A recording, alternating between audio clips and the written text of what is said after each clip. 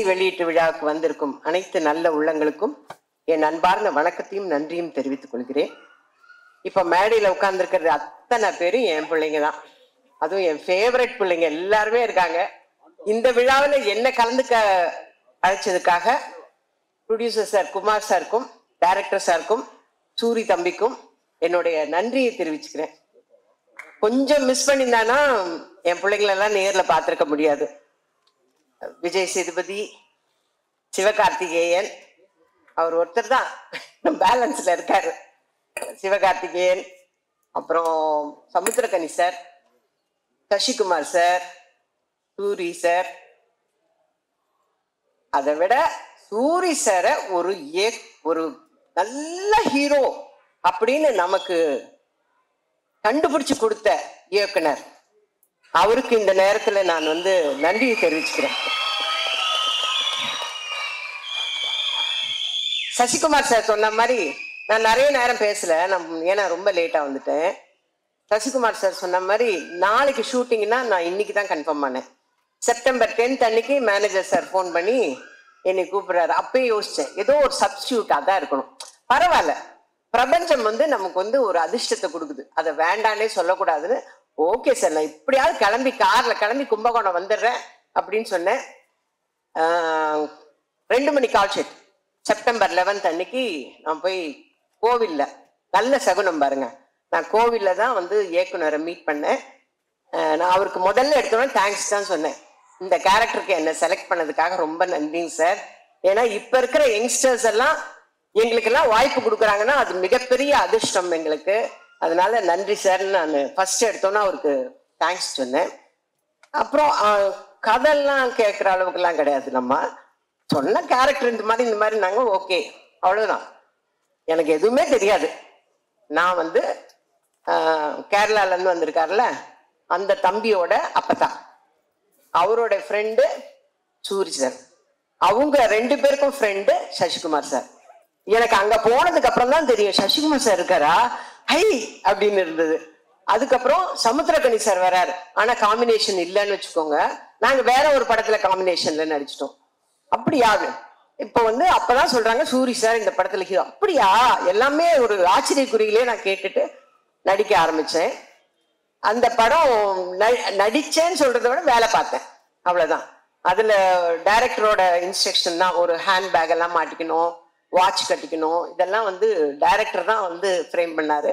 நான் அவர்கிட்ட சொல்லிட்டேன், நான் பிளாங்கா வந்திருக்கிறேன் சார், நீங்க என்ன சொல்றீங்களோ அதை செய்யறேன் அப்படின்னு.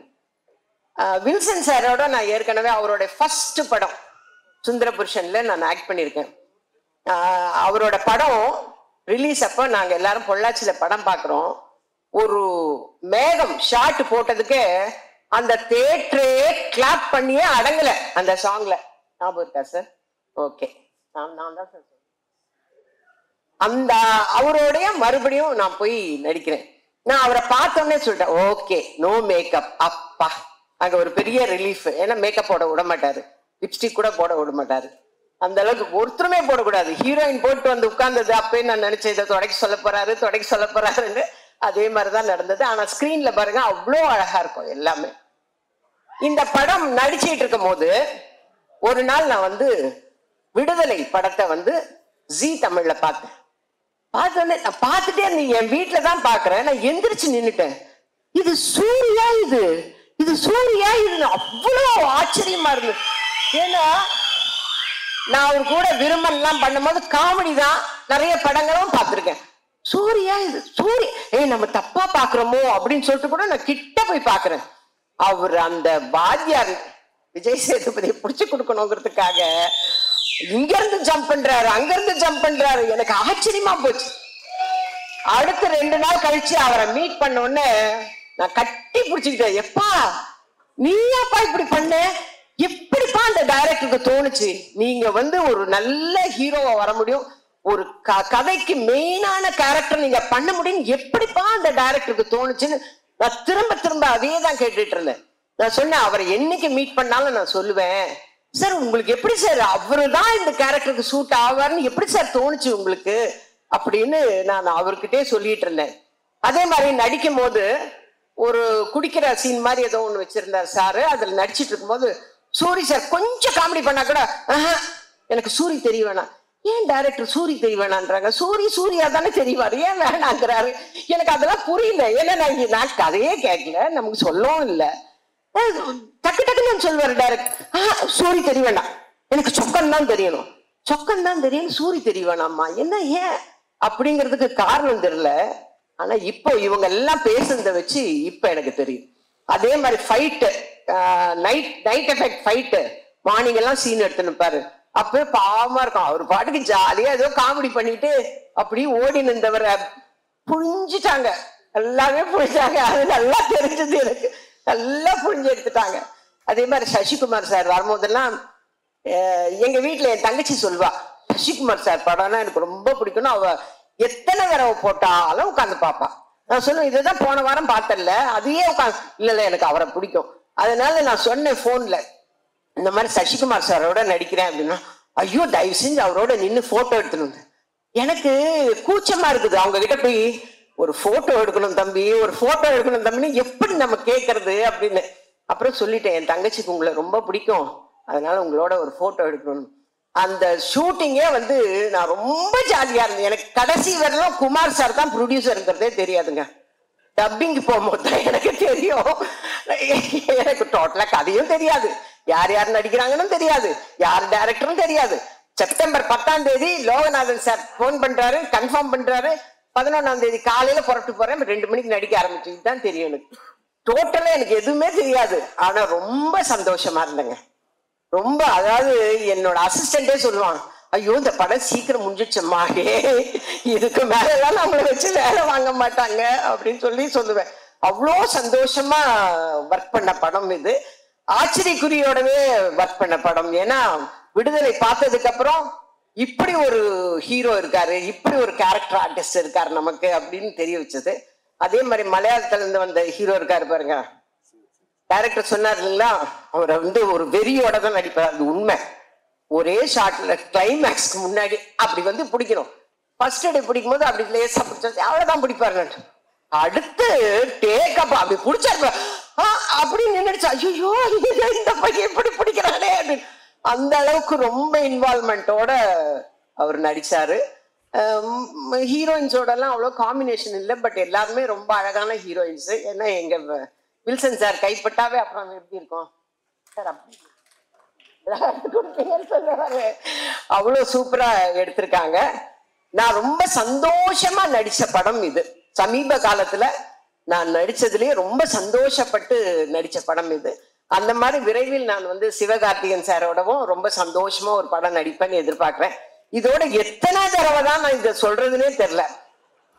நானும் சொல்லி சொல்லி சொல்லி போப்பான ஆகி போச்சுங்க எனக்கு உண்மையிலேயே. இப்படியா சான்ஸ் கேட்கறது? இல்லைன்னா நான் போய் அவங்க ப்ரொடக்ஷன்லயாவது வேலை செய்ய போறேன் நான். ஏன்னா நாங்க வந்து இடம்பொருள் ஏவல்ல வந்து 14 நாள் விஜய் சேதுபதியோட, ஐயோ அவ்வளோ ஸ்வீட்டுங்க. அந்த பையனை சொல்லிக்கிறேன் பரவாயில்லையா? ஆமா, அந்த பிள்ளை அவ்வளோ ஸ்வீட், அவ்வளோ நல்ல பிள்ளை. எல்லாருக்கும் சிக்கன் பிரியாணி வாங்கி கொடுத்தா எனக்கு மட்டும் மதுரையில இருந்து மட்டன் பிரியாணி வாங்கி வர்றது. அதே மாதிரிதான் சூரி, அவங்க ஹோட்டல்ல இருந்து கோலா உருண்டை, அது இதை சாப்பிட்டு சந்தோஷமா இல்லாம எப்படி இருப்பேன் அப்படின்னு. அந்த ஷூட்டிங்ல சந்தோஷமா இருந்ததுக்கு முக்காவாசி காரணம் சூரி சார் தான். மதுரையில இருந்து சாப்பாடு எடுத்து வந்து தேனியில கொடுப்பாரு. அந்த அளவுக்கு ரொம்ப எல்லாருமே சந்தோஷமா வேலை செஞ்சிருக்கிறோம் ஒரு ப்ராஜெக்ட்ல அப்படின்னாவே அந்த ப்ராஜெக்ட் வந்து எங்களுடைய பிளெஸிங்ஸ், எங்களுடைய சந்தோஷங்கள் அந்த ப்ராஜெக்ட நிச்சயமாக ஒரு வெற்றி ப்ராஜெக்டா கொண்டு வரும். அதை மேலும் வெற்றி ஆக்குறது உங்க கையில எல்லாம் இருக்கு. இந்த அருமையான சந்தர்ப்பத்தை கொடுத்த அனைத்து நல்ல உள்ளங்களுக்கும் என்னோட அன்பார்ந்த நன்றியும் வணக்கத்தையும் தெரிவிச்சுக்கிறேன். எல்லோருக்கும் வணக்கம். ரொம்ப நேரம் பேச முடியாது, ஏன்னா எல்லாரும் கொஞ்ச நேரம் தான் பேசணும். நான் அந்த படத்துக்குள்ள நான் தான் கடைசி வந்தேன். எல்லாருமே கேஸ்டிங் இது பண்ணிட்டாங்க. கடைசி நேரத்தில் தான் என்னையே கூப்பிட்டாங்க. அப்போ துரை செந்தில்குமார் சார் கதை சொன்னார். இரா சரவணன் மூலமாக தான் சொன்னார், இந்த படம் பண்ணுங்க, நான் கதை கேட்டேன் கேளுங்கன்னு என் நண்பர் இரா சரவணன் சொன்னார். அப்போ அவரோட ஆஃபீஸில் உட்காந்து கதை கேட்டேன். டைரக்டர் சொல்லிட்டு இருந்தார். சொல்லி முடித்த உடனே கதை நல்லா இருக்கா நல்லா இல்லையெல்லாம் யாரும் கேட்கல. ப்ரொடியூசர் அப்படியே ஒரு தட்டோடு வந்தார். ஆப்பிள் ஸ்வீட்ஸு எல்லாத்தையும் எடுத்து குமார் ப்ரொடியூசர் வந்து, சார் இந்தாங்க சார், இல்லப்பா அந்த படத்தை பத்தி சில டவுட்டு, இல்லை சார் நல்லா இருக்கு சார், போட்டோ எடுத்தாங்க இது பண்ணாங்க, என்ன நடந்ததுன்னு எனக்கு புரியவே இல்லை.